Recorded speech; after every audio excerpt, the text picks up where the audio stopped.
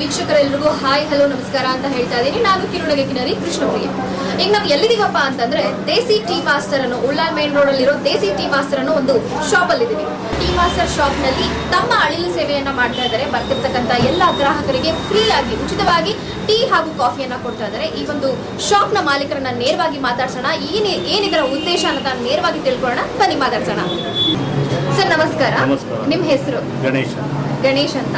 So ದೇಸಿ tea master ಎಷ್ಟು ಒಂದು ದಿನಗಳಿದೆ, ಎಷ್ಟು ವರ್ಷಗಳಿಂದ ನಡೀತಾ ಇದೆ ಸರ್? ದೇಸಿ ಟೀ ಮಾಸ್ಟರ್ ಈ ಬ್ರಾಂಚ್ ಓಪನ್ ಆಗಿ ಆಲ್ಮೋಸ್ಟ್ 2 months ಆಗ್ತಾ ಇದೆ.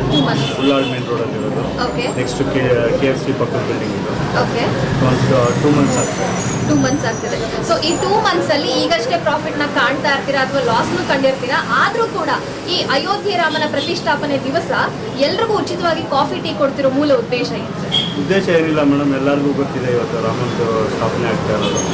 ಸೊ ಹಂಗಾಗಿ ನಮ್ಮದು ಒಂದು ಸ್ಮಾಲ್ ಸೇವೆ ಥರ ನಾವು ಕೊಡ್ತಾ ಇದ್ದೀವಿ. ಜೈ ಶ್ರೀರಾಮ್ ಹೇಳಿ ಒಂದು ಉಚಿತ ಟೀ ಪಡೆಯಿರಿ ಅಂತ ನಾವು ಒಂದು ಸ್ಲೋಗನ್ ಹಾಕಿದ್ವಿ. ಸೊ ನಮ್ಮ ಒಂದು ಅಳಿಲು ಸೇವೆ, ರಾಮನ ಪ್ರತಿಷ್ಠಾಪನೆ, ಪ್ರಾಣ ಪ್ರತಿಷ್ಠಾಪನೆಯ ದಿವಸ ನಮ್ಮೆಲ್ಲರ ಕಡೆಯಿಂದ ಎಲ್ಲರೂ ಖುಷಿಯಾಗ್ಲಿ, ಸಂತೋಷ ಪಡಲಿ, ಕುಡಿದ್ಬಿಟ್ಟು ಹೋಗ್ಲಿ ಅಂತ ನಮಗೂ ಒಂದು ಖುಷಿ. ಖಂಡಿತ ಸರ್. ಈ ಒಂದು ಉದ್ದೇಶ ನಮಗೆ ತುಂಬಾನೇ ಇಷ್ಟ ಆಯ್ತು.